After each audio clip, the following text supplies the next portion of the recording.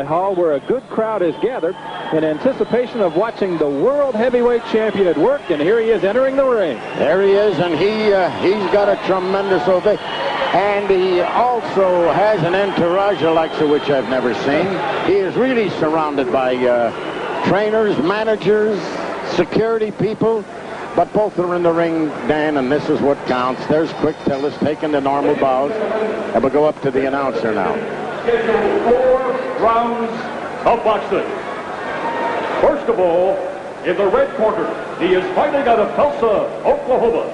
He weighs 219 pounds, a professional record of 38, 13, and 1, and one of only 2 individuals ever to go the distance with the reigning heavyweight champion.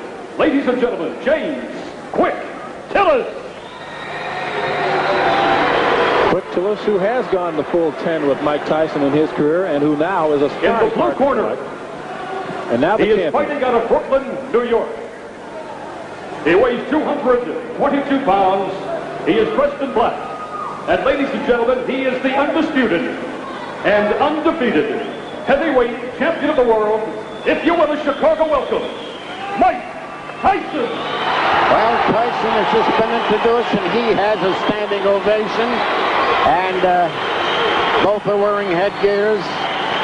Both will be carrying 16-ounce gloves. And I'm surprised that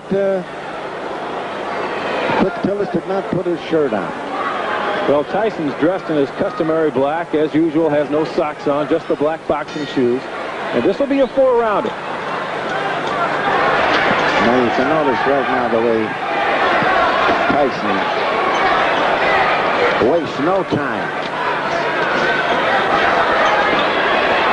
You know, somebody said with 16-ounce gloves, can you hit somebody? Can you knock them out? Yes, I've seen it done. Of course, with headgear, it'd be very difficult to do that, but that's not the intent tonight anyway. People want to see Mike Tyson in action, and they're probably going to get the full 4 rounds. Well, Dan, what you're looking at right now, they're not clowning around just for the benefit of the fans here. They're not showing them, well, here we are, we'll take it easy. They're out there winging. I think anytime Mike Tyson steps underneath those ropes, he's out there for business. I don't think he gets around very often in the ring. Dan, you're right. He's doing it right now.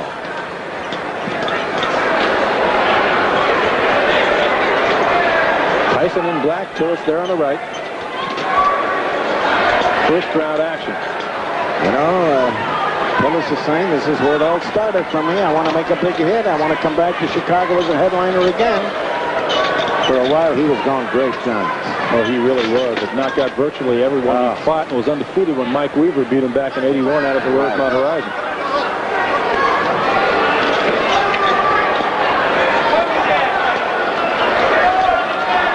Tyson is just warming up a little bit, you see, and it really does not, I'll emphasize that, try to hurt Quick Tillis. If he were my sparring partner, I don't think I'd want to hurt him either. You know, it can't be easy to find guys that want to step in the ring and practice with Mike Tyson. Well, then you know that he's got a fight coming up. Tyson, with former heavyweight champion Larry Hall. Hey, look at that swing. Pretty good combination there by Tyson. Yeah. We have watched several preliminary fights, Ben, you and I tonight. Some smaller guys who are very quick, and you know, it's almost incredible that Mike Tyson, who outweighs some of those people by 80 pounds, is just as quick, if not quicker than they are. I'm glad you noticed that. I tell you what Tyson has done.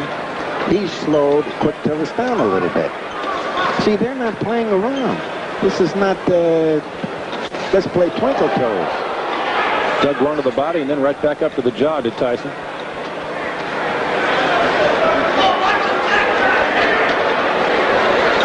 And you look through the crowd and you watch all the folks. Nobody's eyes are turned away from this. This is the first time that they've seen the Mike Tyson. And boy, they are eating it up.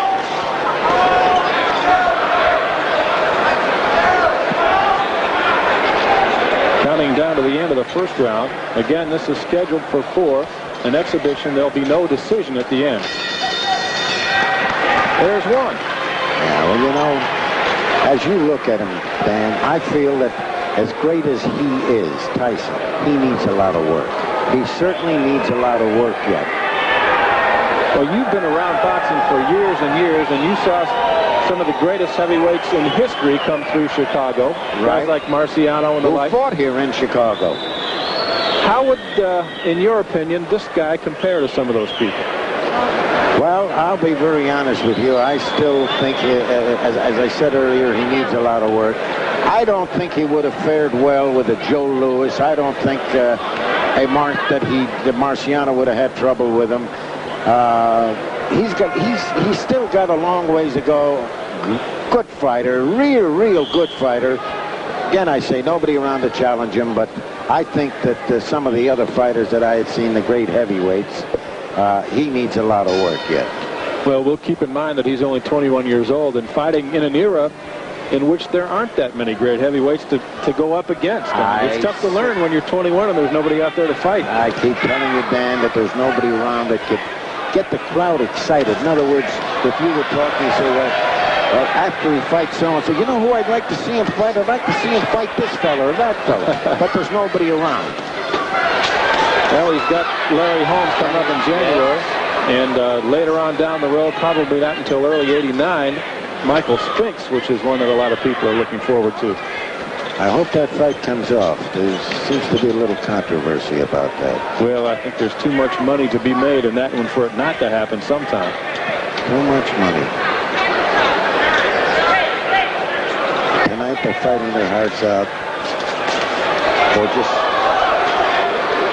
expenses. And they're not even paying that. I understand they paid their own way in. They're paying their own hotel. And incidentally, the officials here tonight are not getting paid. The referee, the announcer, and the judges. The Holy Angels has yet a long road to hoe. They need somewhere in the neighborhood of $3.5 to $4 million to rebuild the church that burned to the ground. And as of now, Father Clemens says they're in the neighborhood of $1 million. So there's 2.5 or 3 to go, and this may pay some of the freight. As we said, a good crowd here to watch the world heavyweight champion Mike Tyson and Fort Tillis. Just past the midway point of round 2.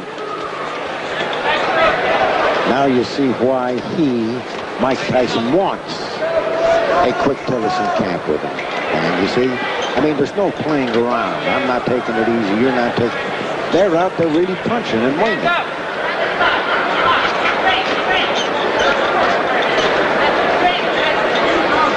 There's the shuffle, the old Ali shuffle. Good body with 2 big right hands to the body. I hear it down here, Dan. There's the shuffle, the old Ali shuffle. Good body with 2 big right hands to the body. I hear it down here, Dan.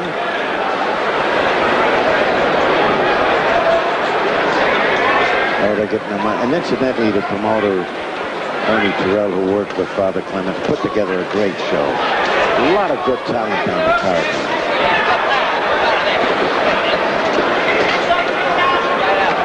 We'll be seeing some more of that talent later on in the show. Craig Bojanowski will fight Al Houck, and we'll look forward to that one. It should be fun. Tyson with a good combination. Tyson's throwing most of the leather here, Ben. I don't think Tillis is getting off very well. Well, that's why he's a sparring partner, huh? I was just going to say.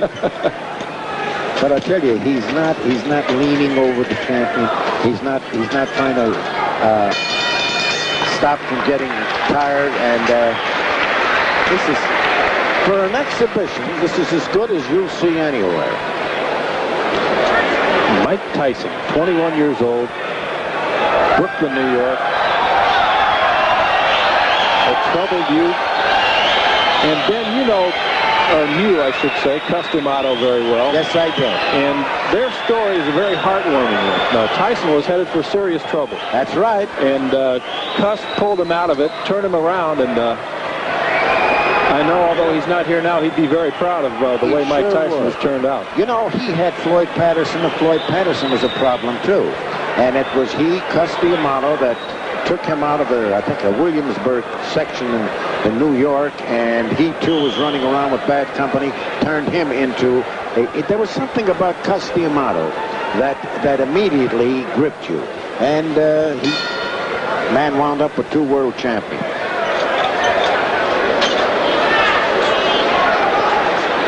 Third round, Tyson's trainer Kevin Rooney in his corner before the round began, just telling him to go out and have some fun.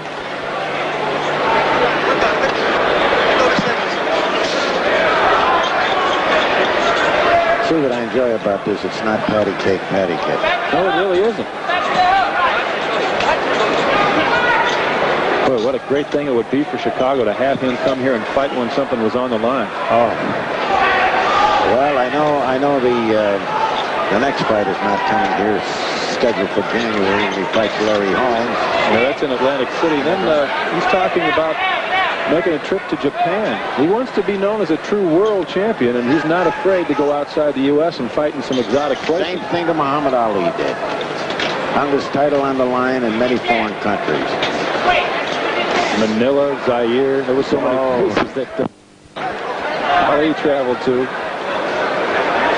And that's partially why he was such a beloved character. Yeah, and he had a charisma that everybody loved. I mean, still today you hear that chant, Ali, Ali, you know. You see how big those gloves are? Oh, look. I spoke at the wrong time because Tyson hit him with the left hook. Tillis getting off a few punches too. Yes. They may be 16-ounce gloves, but they'll sting you. If I were James Quick Tillis, I don't know if I'd want to hit Mike too hard. You know, you wouldn't want to. No, I think stir him up. On the other hand, I think that Tyson would insist, throw your best punches at me. That's how you get in condition. That's how a fighter really gets into condition. No, January 22nd is not that far off. Just over 2 months away. Between you and I, I'm not too enthused about Holmes coming back. 22 fights. I don't know. From what I've seen of Mike Tyson, I can't see Larry at 38 having much of a chance against him. Now, you notice how he's been avoiding and getting underneath the left hand of Tillis. Well, Tyson has proven that he's so... Oh, another good play. The left hand caught Tillis pretty flush there on the head here. They're not playing around, Dan. He's not a big person. He can hook him outside, though, and he's devastating inside.